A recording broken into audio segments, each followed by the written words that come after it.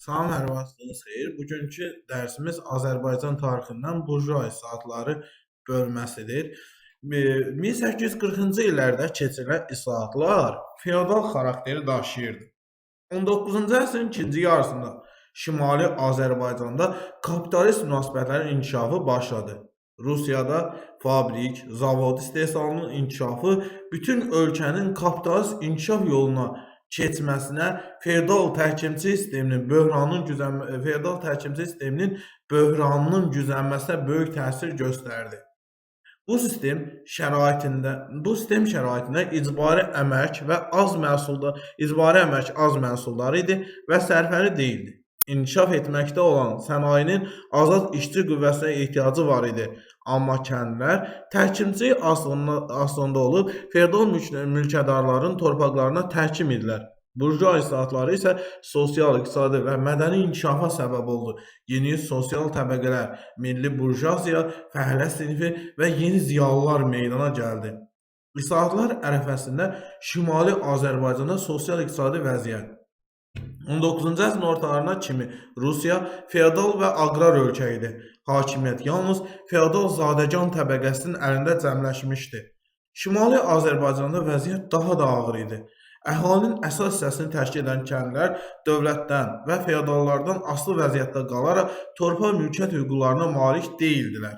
Feodal zadəganlar torpaq mülkiyyətinə, kəndlər üzərində hakimiyyətə malik olsalar da, dövlətin inzibati idarə işlərində kənarlaşdırılmışdılar. İdarəçi hüququ yalnız zadəgan əsilli Rus məmurlarına məxsus idi. Səhmkar və tacirlərin vəziyyəti qənaətbəxş deyildi.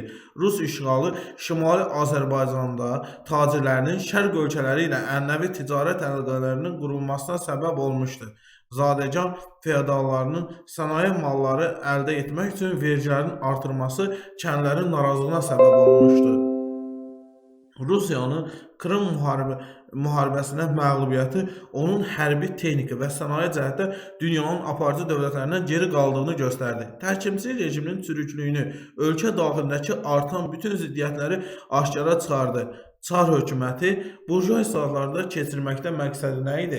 Səbəb, ölkədə sosial partlayışın qarşısını almaq, Rusiyanı aqrar ölkədən sənaye ölkəsinə çevirmək, feodal təhkimli cəmiyyət, burjua cəmiyyəti ilə feodal təhkimli cəmiyyəti burjua cəmiyyəti ilə əvəz etmək və iqtisadiyyatın inkişafını təmin etmək, kapitalist sənayesinin inkişafına mane olan amilləri aradan qaldırmaq idi. Çarizmin kənddə feodal münasibətləri sarsıtmaq cəhdi Çar 2. Aleksandr 1855-1881-ci il hakimiyyət illəri 1861-ci il 19 fevral tarixli fərmanı ilə Rusiyanın mərkəzi əyalətlərində təhkimçilik hüququnun ləğv olunması haqqında əsasnamə qəbul etdi. Bundan sonra Rusiyada islahatlar başlandı. Bu islahatlar ilk növbədə daxildə ruslar yaşayan bölgələrdə aparıldı. Çar hökumətinin Azərbaycanda kəndi islahatının keçirilməsini gecikdirməsinin səbəbləri Rusiyadan fərqli olaraq Azərbaycanda torpaq sahibləri ilə kəndlər arasında sosial ziddiyyət o qədər də kəskin deyildi. Sahibkar kəndləri torpağa və mülkədarlara təhkim olunmamışdı. Bundan əlavə, hökumət Azərbaycanda kəndi islahatının həyata keçirilməsi üçün hələ iqtisadi şəraitin yetişmədiyini bəhanə edir, bunun üçün hazırlıq tədbirlərinin vacibliyini göstərirdi. Yerli feodallarla sıx ittifaqa girmiş Çar hökuməti islahatlarla onları da özündən narazı salmamaq istəmirdi. Bütün bunlar hökumətə islahatın təxirə salmağa imkan verirdi. Lakin kapitalizmin inkişafı ölkənin ümumi yüksəlişinə nail olmaq, sənayenin tələbatını ödəmək üçün hökumət daha və məhdud formada müstəmləkələrdə, o cümlədən Azərbaycanda islahatlar keçirməyə məcbur oldu. 1864-cü ildə Balaxanı neft mədənlərində kəndlərin məcburi əməyi ləğv edildi. 1865-ci ildə kənd cəmiyyətlərinin ictimai idarəsi haqqında əsasnamə qəbul olundu. 1865-ci il Kənd Cəmiyyətinin İctimai İdarəsi haqqında əsasnamə Mülkədarları kəndlər üzərində polis və məhkəmə hüququ ləğv edildi. Seçkili orqan olan vahid kənd idarəsi yaradıldı. Beləliklə, 1865-ci ildə əsasnaməsi ilə mülkədarların kənd idarəsinə müəyyən təsiri qalsa da, kəndlər üzərində hakimiyyəti xeyli azaldı. Bu əsasnamənin məhdud cəhəti torpaqlar yenə də bəy və ağaların mülkiyyətində saxlanıldı. Vergilərin ümumi miqdarı dəyişməz qaldı. 1870-ci il 14 may kəndi əsasnaməsi. 2-ci Aleksandr 1870-ci il mayın 14-də kəndi islahatlarının keçirilməsi barədə əsasnaməni təsdiq etdi. 1870-ci il kəndi əsasnaməsində aşağıdakı məsələlərə toxunulurdu. 1. Torpaq mülkiyyəti, kəndlər torpaq payı ayrılması, kəndlərə torpaq payı ayrılması, vergi və mükəlləfiyyətlər, kəndlərin feodal aslından azad edilməsi, torpaq sahibləri və kəndlər arasındakı münasibətlər. 1870-ci il əsasnamənin Azərbaycanın sahibkar kəndlərinə şamil edilirdi. Bu, ümumi kəndi kütləsinin 1/5 hissəsini təşkil edirdi. Ona görə də bu islahat bütövlüklə Azərbaycan kəndində köklü dəyişikliyə səbəb ola bilməzdi. 1870-ci il 14 may kəndi əsasnaməsinin məzmunu, torpaq məsələsi. Əsasnamədə satın alınacaq torpağın dəqiq miqdarı göstərilmirdi. Burada qeyd edilirdi ki, əsasnaməyə qədər kəndin istifadəsində olan torpaqlar onların daimi istifadəsinə verilir. Hökumət mübahisəli məsələləri həll etmək və sahibkarlara artıq torpaq sahələrini kəsmə hüququ vermək üçün 5 desiatinlik norma müəyyən etmişdi. Hər bir kəndliyə yalnız 5 desiatindən çox olmamaq şərti ilə öz pay torpağını satın alıb şəxsi mülkiyyətinə keçirmək hüququ verilirdi. Bunun müqabilində kəndlilər bəylərə ödənc verməli idi. Amma bu məcburi deyildi. Kəndli pay torpaqlarını hissələr və ya bütöv şəkildə sahibkarla qarşılıqlı razılıq əsasında satın ala bilərdi. Kəndlilərin əlindəki 5 desiatindən artıq torpaqlar mülkədarın xeyrinə kəsilib götürülürdü. Lakin ərazisi 5 desiatindən az olan kəndlilərə əlavə torpaq verilməsi nəzərdə tutulmurdu. Mülkədarlara aşağıdakı hallarda əvvəlcədən malik olduğu torpağın artıq hissəsini kəsib götürmə hüququ verilirdi. Kənd icmasında pay torpağı hər bir kişi üçün normadan çox olduqda, mülkədarlara əkinə yararlı torpaqların 1/3 hissəsindən az qalardısa, bu hüquqdan istifadə edən mülkədarlar ən yaxşı əraziləri öz mülkiyyətində saxlayırlar. Kəndlərin daim istifadəsində olan həyətyanı torpağı, meyvə, tut, üzüm bağları, əkin sahələri onun pay torpağı hesab edilirdi. Sahibkar kəndlərinə bu vaxta qədər əkib becərdikləri torpaqlardan daimi istifadə hüququ da verilirdi. Bu torpaqdan istifadə sabitlik yaradırdı. Belə ki, hər bir şəxs istifadə etdiyi torpaq payını nəslinin davamçısına verirdi. Sahibkarların bu torpağı geri alma hüququ yox idi. Bahalıq səbəbindən torpaqlarını satın ala bilməyən kəndlər əvvəlki qaydada mülkədarlara və dövlətə vergi ödəməkdə davam etdilər. Vergi məsələsi biyar ləğv edilərək pul ödənişi ilə əvəz olundu. Biyar və mükəlləfiyyətlər peşkəşlərin əvəzinə mülkədar torpaqlarında həyətyanı əkin torpaqlarına hər desiatinə görə pul mükəlləfiyyəti tətbiq olunurdu. Bu kənddə kapitalist münasibətlərin inkişafına mühüm təsir göstərdi. Məhsul vergisi, malcəhət və bəhrə hər zamanki kimi əsas yeri tuturdu. Bununla belə, məhsulun onda birini bəyə ödənilməsi qaydası saxlanıldı. İslahatda meşələrdə istifadəyə görə də vergi ödənilməsi nəzərdə tutulurdu. Feodal asılılığın ləğv edilməsi. Azərbaycanın sahibkar kəndlərini şəxsən azad elan edirdilər. İslahat hakim zümrəyə qeyri-iqtisadi asılılıq imkanı verən qayda və qanunları ləğv etdi. Kəndlər öz pay torpaqlarını satın ala bilməyi, mülkədardan iqtisadi cəhətdən asılı qalsalar da, bu şəxsi asılılıq deyildi. İslahatın xüsusiyyətləri sahibkar kəndlərində feodal asılı münasibətlərə zərbə vurdu. 14 may əsasnamələrinin məhdud cəhəti. İslahat yalnız sahibkar kəndlərinə aid edildi. Kəndlərin əksəriyyətini təşkil edən dövlət kəndləri islahatdan kənarda qaldı. Dövlət kəndliyə maddi yardım göstərməməsi onların hamısının öz torpaqlarını mülkiyyətinə çevirməyə imkan vermədi. Kəndlərin əvvəlki qayda vergi və mükəlləfiyyətlər daşımağa məcbur olurdular. Sahibkar kəndlərin istifadə etdikləri torpaqları torpaq sahibinin ixtiyarında qaldığı qeyd olunurdu. Buna görə də sahibkar kəndlərin əksəriyyəti öz pay torpaqlarının mülkiyyətçisi ola bilmədilər və uzun müddət müvəqqəti mükəlləfiyyətli vəziyyətində qaldılar. Çar hökuməti 1912-13-cü illərdə verdiyi Cənubi Qafqaz quberniyalarında torpaqların məcburi satın alınması haqqında qanuna əsasən sahibkar kəndlərin müvəqqəti mükəlləfiyyətlilikdən azad olunmuşdur. 1870-ci il əsasnaməsi mülkədarın mənafeyinə uyğun idi. Çar hökuməti islahatı elə keçirməyə çalışırdı ki, mülkədarlara zərər vurmasın, onların torpaqlarından əldə etdikləri ümumi gəlir isə azalmasın. Çar hökuməti siyasi hüquqlardan məhrum etdiyi Azərbaycanlı zadəganlar arasında gəlirlərin zəifləməsi nəticəsində narazılıqların artmasını istəmirdi. Çarizm yalnız torpaq hüquqlarını tanımaqla öz tərəfinə çəkdiyi müsəlman mülkədar zadəganların kəndlərdə böyük nüfuza malik olduqlarını, lazım gəlirsə öz kəndlərini mübarizəyə qaldıra biləcəklərini anlayır və bundan çəkinirdi. 1870-ci il kənd islahatının nəticələri və əhəmiyyəti. Kənddə təbəqələşmə gücləndi. Ortabab kəndlilər öz pay torpaqlarını satın alaraq tədricən varlı kəndlilərə, qolçamaqlara, fermerlərə çevrildi. Sayı artan az torpaqlı və torpaqsız kəndlilər mülkədarların və qolçamaqların təsərrüfatlarında muzlu işçi kimi çalışma məcburiyyətində qaldılar. Beləliklə, kəndlərdə kapitalist münasibətlərin formalaşmağa başladı. Torpaqlarını satın ala bilməyən, amma kənddə qalmağa məcbur olan kəndlər isə müvəqqəti mükəlləfiyyətli vəziyyətə düşdülər. 1881-ci ildə Rusiyada müvəqqəti mükəlləfiyyətlilik ləğv olunduğu halda Azərbaycanlı kəndlər 40 ildən çox bu vəziyyətdə qaldılar. Çar məmurları etiraf edirdilər ki, kənd islahatı imperiyanın heç bir ərazisində burdakı kimi ağır olmamışdı. Sahibkar kəndlərin əksəriyyəti pay torpaqlarını satın alaraq öz mülkiyyətlərinə çevirə bilməsələr də, mülkədar onları bu torpaqdan çıxara bilməzdi. Sahibkar kəndlərin məskun olduqları torpaqlarda daimi istifadə etmək hüququ verildi. Buna görə də 1870-ci il kənd islahatı burjua xarakteri daşıyırdı. Kəndlər artıq hər desiyatin torpağa görə natural vergi olan malcəhət və müəyyən qədər pul ödəyirdi. Bundan sonra o pay torpaqlarından götürdüyü məhsulun yerdə qalan hissəsindən azad şəkildə istifadə edə bilərdi. Azərbaycanda tətbiq olunan 1870-ci il 14 may kəndli əsasnaməni Rusiyada keçirilən 1861-ci il kəndli islahatından fərqli cəhətləri dövlət kəndlərinə aid edilmirdi. Əslində Rusiyada 1866-cı ildə aid edilmişdi. Torpaqların satın alma məbləği Rusiyadakı qiymətdən dəfələrlə yüksək idi.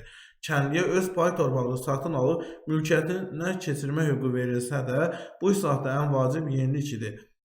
Onlara maddi yardım edilmirdi. Rusiyada isə torpaqların satın alınmasına borc pul ayrılmışdı və kəndlər islahatdan sonra öz pay torpaqlarının mülkiyyətinə çevrilə bilirdilər.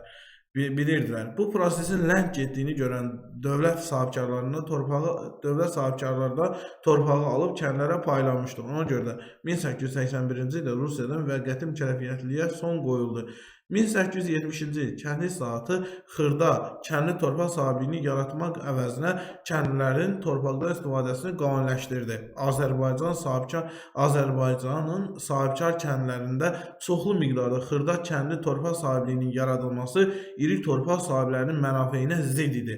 Mərkəzi hökumət tərəfindən uzun müddət torpaqları satın alma qiymətlərinin dəqiq müəyyən edilməməsi və bu işə dövlət yardımının göstərilməməsinin səbəbi bununla aydın olur. Torpaqların satın alınması üçün onun qiymətinin müəyyənləşdirilməsi vacib idi. Əgər torpaq mülkədar və kəndli arasında razılıq əsasında satın alınardısa, qiyməti onlar özləri müəyyən edirdilər. Əgər kəndli torpağı öz tələbi ilə satın almaq istəyirdisə, onda qiyməti dövlət orqanları müəyyən etməli idi. Keyfiyyətindən asılı olaraq torpağın qiyməti müxtəlif idi. Bakı və Yezavitbol quberniyalarından fərqli olaraq Naxçıvan qəzasında torpağın qiyməti daha baha idi. Bundan əlavə, Şimali Azərbaycan torpaqlarının satın alma qiyməti Rusiyanın mərkəzi quberniyalarından dəfələrlə yüksək idi. Məsələn, Azərbaycan kəndlərinin hər desiyatin torpağa görə ödədikləri məbləğ Həştərxan quberniyası kəndlərə ödədiyi məbləğdən 20 dəfə çox idi. 1847 və 70-ci il kəndli əsasnamələri üçün oxşar cəhətlər sahibkar kəndlilərinə aid edilirdi. Hər bir kəndli ailəsinə yararlı torpaq sahəsi verilirdi. Malcəhət vergisinin alınması nəzərdə tutulurdu. 47-ci il əsasnamələrindən fərqli olaraq 70-ci il əsasnaməsində kəndlərin feodal asılılığının ləğv edilməsi nəzərdə tutulurdu. Kəndlərin 5 desiatından artıq torpaq sahəsi mülkədarın xeyrinə kəsilib götürülürdü. Kəndli öz pay torpaqlarını xüsusi mülkiyyətə çevirmək üçün onlara satın alma hüququ verilirdi. Məhkəmə islahatı 1866-cı ildə məhkəmə və 1878-ci ildə şəhər islahatı, şəhər özü idarəsi haqqında əsasnamə burjua islahatı arasında daha mütərəqqi xarakter daşıyırdı. Əvvəlcə Rusiyanın mərkəzi quberniyalarında keçirilən bu islahat formalaşmaqda olan burjua təbəqəsinin cəmiyyət həyatının idarə olunmasına iştirakına şərait yaratmaq məqsədi güdürdü. Bu monarxiya və zadəganları mütləq hakim mövqe tutduğu ölkədə burjua demokratik cəmiyyəti yaratmaq yolunda atılmış ilk addım oldu. Lakin Cənubi Qafqazda islahatlar məhdud formada tətbiq edilirdi. Rusiyada keçirilən məhkəmə islahatı Cənubi Qafqazda 2 il sonra 1866-cı ildə keçirdi. İslahatın gətirdiyi dəyişikliklər əvvəlki məhkəmə ənənələrindən kəskinliklə fərqlənirdi. 1866-cı ildə məhkəmə islahatı yeni məhkəmənin əsas prinsipləri bunlar idi. Qanun qarşısında bütün təbəqələrin formal bərabərliyi, məhkəmənin açıq keçirilməsi, hakimlərin müstəqilliyi, ittihamçının və müdafiəçisinin çəkişməsi, məhkəmə nizamnamələri haqqında qanunda məhkəmə hakimiyyəti icra orqanlarından ayrılırdı. 1866-cı ildə məhkəmə islahatının mütərəqqi cəhətləri də var idi. Əhalinin bütün təbəqələri üçün ümumi məhkəmələr yaradıldı. Məhkəmə iclasları açıq keçirilməli idi. Məhkəmədə vəkillərin iştirakına icazə verilirdi. 1866-cı il məhkəmə islahatının mənfi cəhətləri isə bunlar idi. Bütün zümrələrdən təşkil edilən andlı iclaslar məhkəməsi yaradılmalı idi. Yerli əhali məhkəmə hakimi olmasına imkan verilmirdi. Hakimlər Qafqaz canişinin tərəfindən ruslardan və ya xristian dininə mənsub digər xalqlardan təyin edilirdi. Məhkəmə hakimləri mülki işlərdə yerli əhalinin dili, adət-ənənələrini bilmir, bunları nəzərə almır, şahid ifadələrini qəbul etmir, yalnız yazılı sənədlər tələb edirdilər. Bu dövrdə belə sənədlər adətən olmurdu. Məhkəmə işləri yalnız rus dilində aparılırdı. Proses iştirakçıları bir-birini başa düşmədiyi üçün tərcüməçi vasitəsilə danışmağa məcbur olurdu. Yerli əhali məhkəmə hakimi olmasına icazə verilmədiyindən 20-ci əsrin əvvəllərindən başlayaraq Rusiya universitetlərində hüquq fakültəsində təhsil almış azərbaycanlılar vəkil kimi çıxış edirdilər. Onlar arasında Əlmərdan bəy Topçubaşov, Fətəli xan Xoyski də məşhur idi. Qafqazın müxtəlif bölgələrindən adamlar bu vəkillərin məhkəmədə etdikləri çıxışları dinləmək üçün Bakıya gəlirdilər. Bu vəkillərimiz şəxslər əsasən haqsızlığa məruz qalan, böhtan və şərlə üzləşən müsəlmanları müdafiə edir, çox zaman məhkəmə proseslərində onları təmizə çıxarmağa nail olurdular. 1866-cı il məhkəmə islahatının Rusiyadakından fərqli cəhətləri. Çarizmin müstəmləkəçi xəttinə sadiq qalaraq Cənubi Qafqazda yerli əhalinin geridə qalmasını bəhanə edərək məhkəmə nizamnamələrinin tətbiqində bir sıra mühüm məhdudiyyətlər nəzərdə tutmuşdu. Andlı iclasçılar məhkəməsi yaradılmamışdı. Səbəb Rusiya yerli əhalinin məhkəmədə cüzi də olsa iştirakına imkan vermək istəməməsi idi. Rusiyada hakimlər əhali tərəfindən seçildiyi halda Şimali Azərbaycanda onlar Qafqaz canişi tərəfindən rus və digər xristian xalqlarının nümayəndələrindən təyin edilirdi. Cənubi Qafqazın məhkəmə idarələri üzərində ümumi nəzarəti canişin həyata keçirdi. Andlı məhkəməsi sübutları dinləmək və qərəzsiz hökm çıxarmaq üçün and içmiş şəxslərdən ibarət məhkəmə orqanıdır, münsiflər heyəti. 19-cu əsrin ikinci yarısında kəndli çıxışlarının artmasına görə çarizm məhkəmə və inzibati polis zülmünü gücləndirdi. Bundan sonra kəndlər məmur və mülkədarların həyatına və mülkiyyətinə zərər vurmaları ilə bağlı cinayət işləri hərbi dairə məhkəmələrinə verilirdi. Burada isə ölüm cəzası adi hala çevrilmişdi. Vorontsov Daşkov Balxanadakı neft mədəni yaxınlığında yetim Hacı Yusif adlı şəxsə məxsus torpağı zəbt edib hasara aldırır. Hacı Yusif vəkil tutub iş məhkəməyə verməyə qərarı alır. Lakin vəkillər müqabil tərəfin Qafqaz sərdarı olduğunu bilən kimi bu işdən boyun qaçırırlar. Təkcə Qarabəy bu çətin işi boynuna götürür. O bir neçə ay çalışır, Peterburqdan komissiya gətirdirir və şahid ifadələri toplayaraq məhkəməni udur. Torpağı Hacı Yusifə qaytarır. Qanunsuz çəkilmiş hasarı Vorontsovun öz işlər rəisini sökdürtdürür. Bundan sonra Bakılılar ona ayını ağladan Qarabəy ləqəbi verirlər. Şəhər islahatı 1878-ci il Rusiyanın şəhər islahatı keçirməyə vadar edirdi.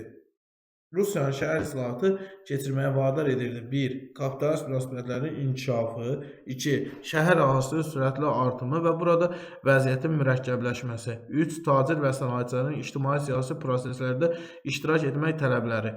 İslahata qədər şəhərlərin idarə olunması, şəhər təsərrüfatı polis idarələrinin əlində cəmləşmişdi. Rusiya 1870-ci ildə hazırlanan şəhər özünə idarəsi haqqında əsasnamə Şimali Azərbaycanda 1878-ci ildə ilk dəfə bu məhdud formada Bakıda, Rusiyada 1870-ci ildə hazırlanan şəhər özünə idarəsi haqqında əsasnamə şəhər islahatı Şimali Azərbaycanda 1878-ci ildə ilk dəfə daha məhdud formada Bakıda, bir qədər sonra isə İrəvanda tətbiq olundu. 1878-ci il şəhər əsasnaməsi Bakıda şəhər duması, şəhər bələdiyyəsi yaradıldı. Bakı şəhər duması seçkilər əsasında yaradıldı. Burada seçkilərdə yalnız 25 yaşına çatmış şəhər vergilərini ödəyən, dövlətin müəyyən etdiyi əmlaka malik olan kişilər iştirak edirdi. Əmlak sensi fəhlələr və xırda qulluqçular, sənətkarlar, ziyalıların əksəriyyəti, qadınlar və 25 yaşına çatmamış kişilər seçkilərdən kənarda qalırdı.